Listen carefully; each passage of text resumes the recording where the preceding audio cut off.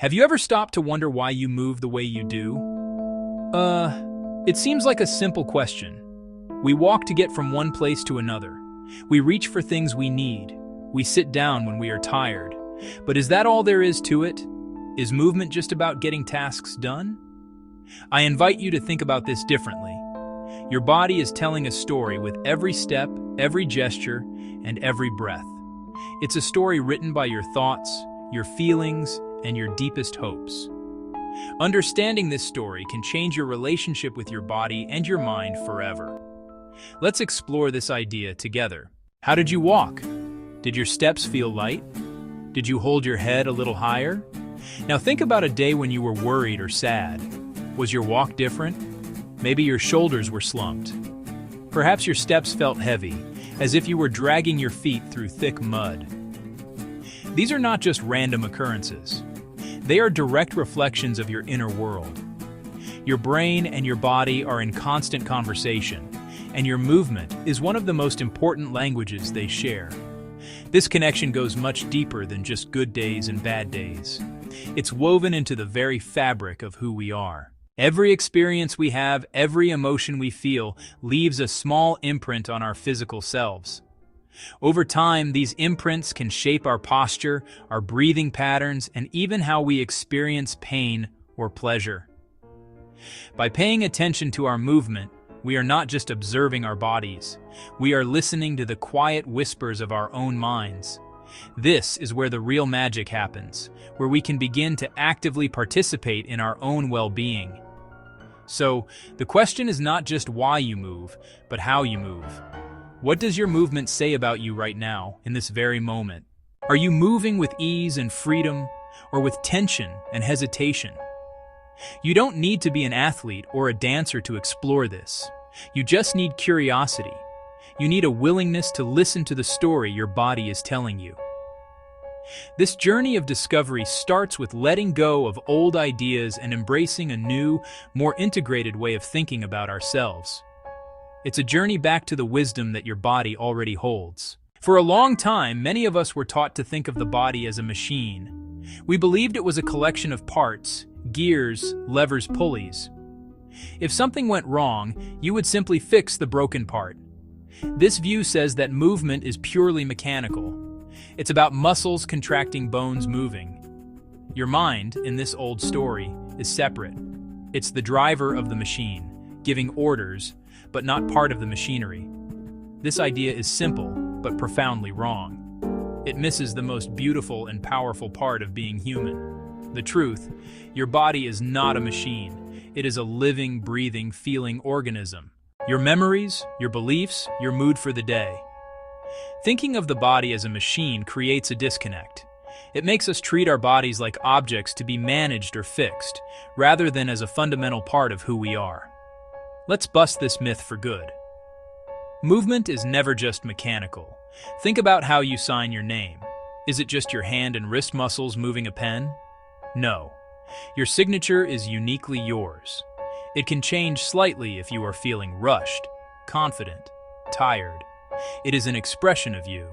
The same is true for every other movement you make. The way you stand up from a chair, the way you hug a loved one, the way you reach for a book on a shelf, these are all expressions of your inner state.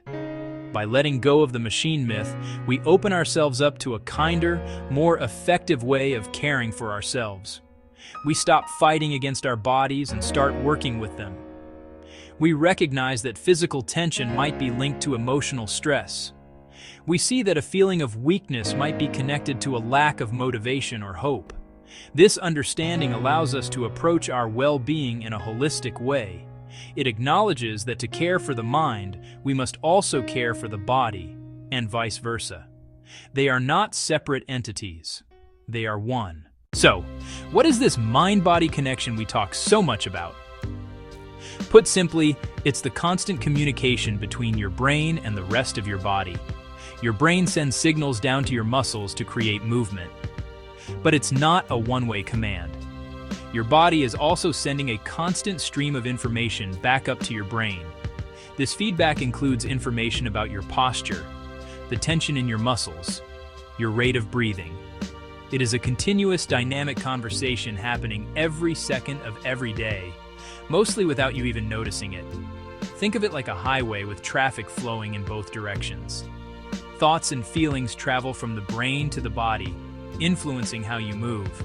If you think a worried thought, your brain might send a signal that causes your shoulders to tense up or your stomach to clench. It's the reason why just imagining a stressful event can make your heart race.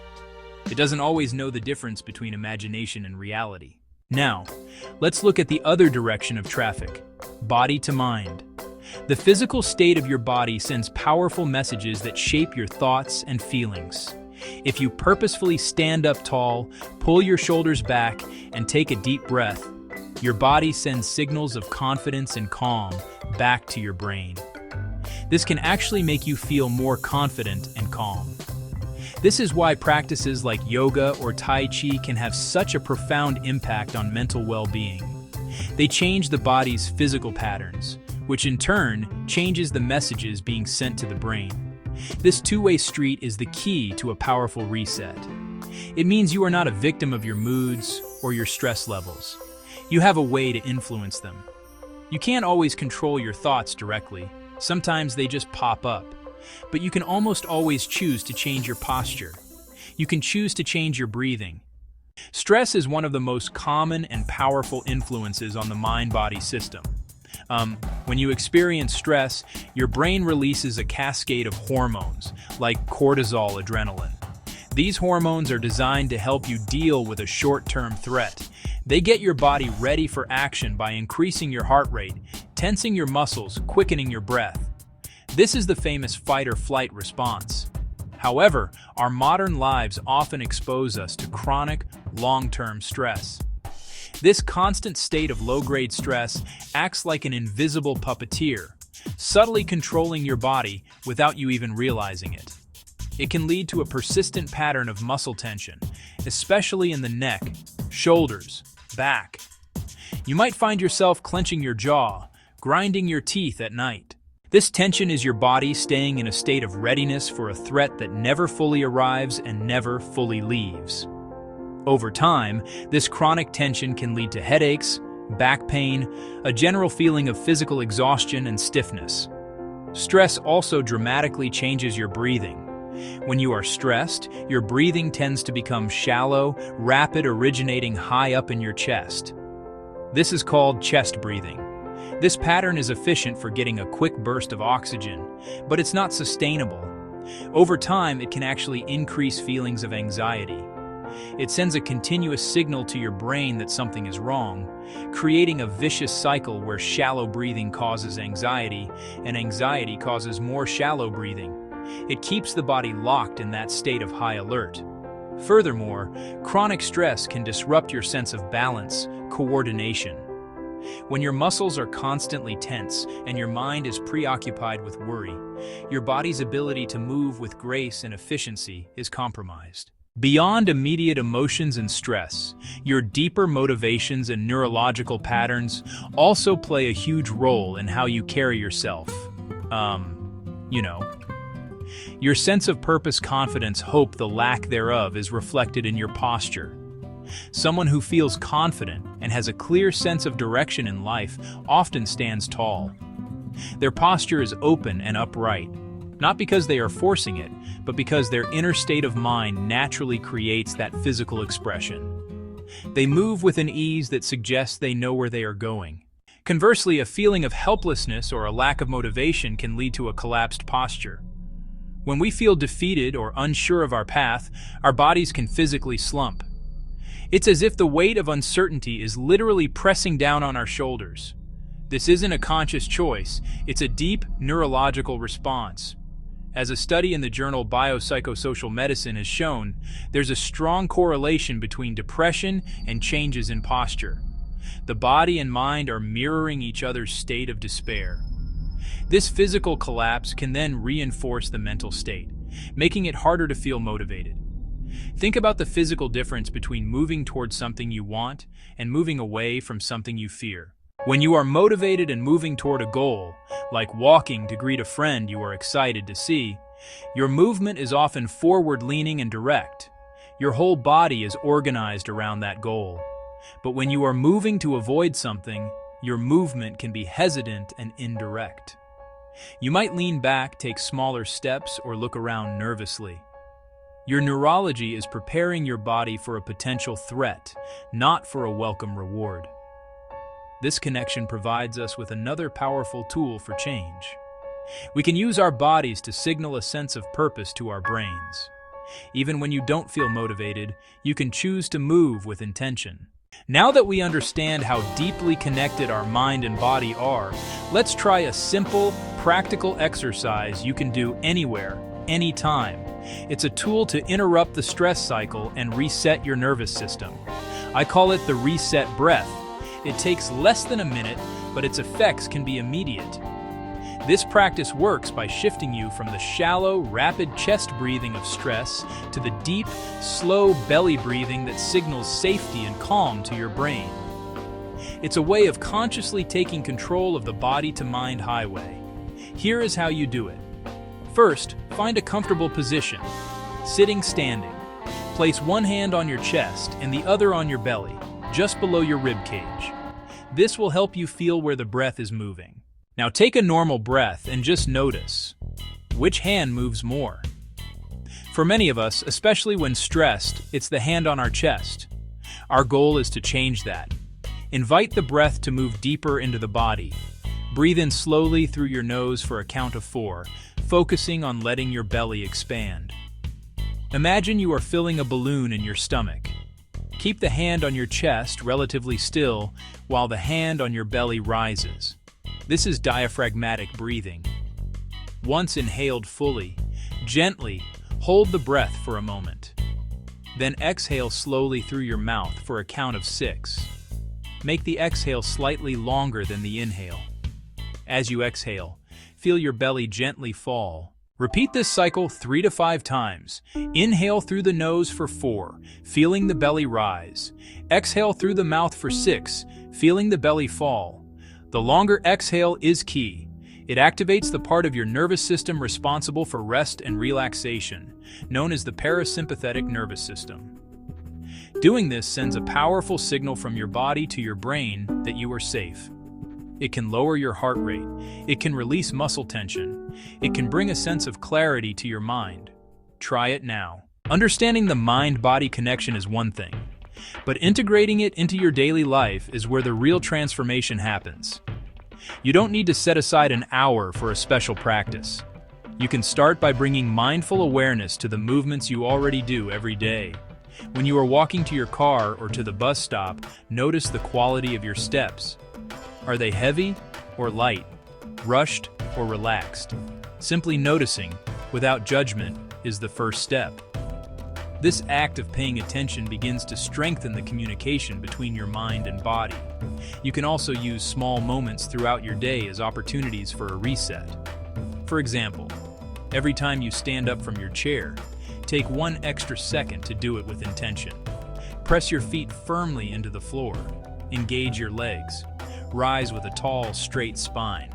Feel your head floating up toward the ceiling. This small adjustment takes no extra time, but it sends a signal of confidence and vitality to your brain. It's a micro-practice in moving with purpose instead of on autopilot. Another wonderful opportunity is when you are doing household chores. When you are washing dishes, notice if you are holding tension in your shoulders or neck. Can you consciously let them drop? Can you take a reset breath while you scrub a plate? When you are carrying groceries, notice your posture. Are you collapsing under the weight? Or are you standing tall and using the strength of your whole body? These mundane moments can become powerful anchors for mindfulness, turning routine tasks into opportunities for self-care and renewal. Finally, pay attention to the transitions in your day. The moment you finish a work call, the moment you walk in the door after being out, the moment you get into bed at night. These are powerful transition points. Instead of rushing from one thing to the next, pause for just 10 seconds. Take 1 reset breath. Do a gentle shoulder roll. Feel your feet on the ground. This small pause helps you to consciously let go of the stress of the last activity and enter the next one with a clearer mind and a more relaxed body. As we've explored, the way you move is far more than just a mechanical process. It is a living expression of your inner world, your posture, your breath. The quality of your steps are a direct reflection of your thoughts, emotions, and deepest beliefs. They tell the story of your stress, your joy, your fears, your hopes. The old idea of a mind separate from the body has held us back. The new understanding is that they are inseparable parts of a single intelligent system. Your mind is embodied, your body is mindful. This profound connection is not a weakness. It is your greatest strength. It means you have the power to change how you feel by changing how you move. You are not stuck waiting for your mood to improve or for your stress to magically disappear. You can actively participate in your own well-being. Stand a little taller, breathe a little deeper. Walk with a greater sense of purpose. You are sending a powerful message of resilience and hope from your body directly to your brain. So I encourage you to become a curious observer of your own movement. Get to know the physical habits that accompany your different emotional states. When you feel anxious, notice your breathing. When you feel discouraged, notice your posture. This awareness is not for self-criticism. It is for self-compassion and empowerment. It gives you the information you need to make a change. It shows you exactly where you can intervene to shift your state for the better. Your body is offering you a roadmap to your own mind. Remember, your movement is your mindset made visible. And because you can always choose to change your movement, you can always choose to influence your mindset. The path to a healthier mind begins with your very next step.